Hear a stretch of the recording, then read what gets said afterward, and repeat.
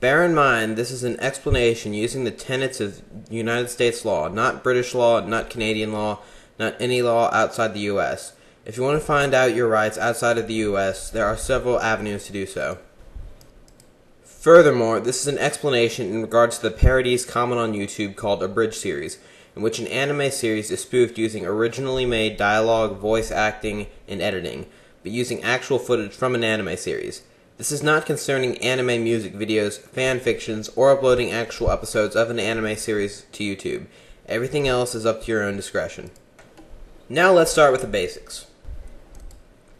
Copyrights in general are given to a specific individual or corporation by the government as an incentive to create works that ultimately benefit society as a whole, and by extension, promote the progress of science and learning. Copyright infringement is a violation of the rights secured by a copyright.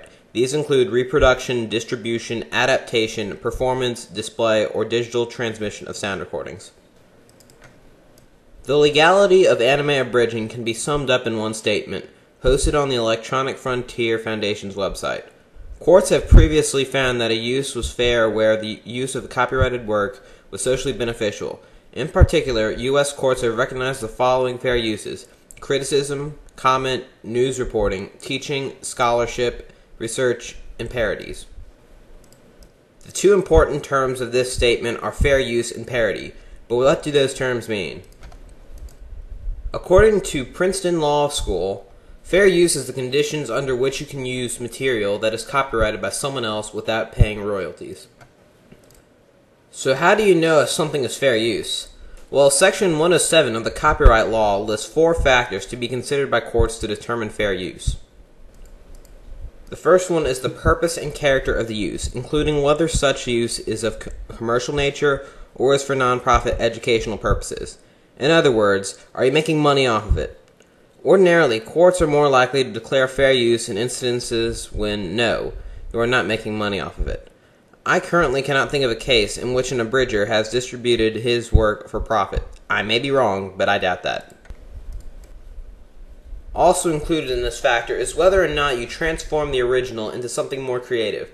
By adding new voices, different editing styles, and new dialogue altogether, the answer is yes, you did, which also gains you favor with the court.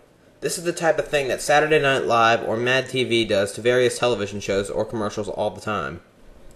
The second factor is the nature of the copyrighted work. For instance, whether it's a biography or, in this case, an anime.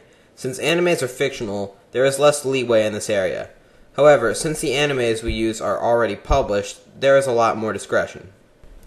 The third factor is the amount and substantiality of the portion used in relation to the copyrighted work as a whole. In other words, how much you used and how important it is. The average abridger makes episodes about 6.5 minutes long, whereas the average anime episode is 23 minutes long. Considering repeated frames, still images, and original content used in a series, the amount of footage used is usually a bit less, about 20 to 25% of the actual episode. Whether or not that footage used is important relative to the actual work changes on a case-by-case basis. The fourth is the effect of the use upon the potential market for or value of the copyrighted work. The key word here is substitute. Can an abridged series serve as a substitute to the actual anime series or cut into a production company's potential market? The only way to legitimately rule against an abridger in this area is to assume that abridgers can compete against large production companies effectively in terms of distributing their work and making it a substitute of the original work. Considering the average abridger is about college age, in college or high school with a part-time job at best, that assumption is preposterous and absurd. Now that we know what fair use is, let's go on to parody. According to the Princeton Law School, again, parody can be defined as to make a spoof of or make fun of. Making fun of the original work is one of the cornerstones of abridging. You'd be hard-pressed to find an abridged series without it. That, in essence, is parody, and parody is fair use. Or another way to look at it is that an abridged parody series is an unauthorized derivative work, with the transformative nature of the work taken into consideration.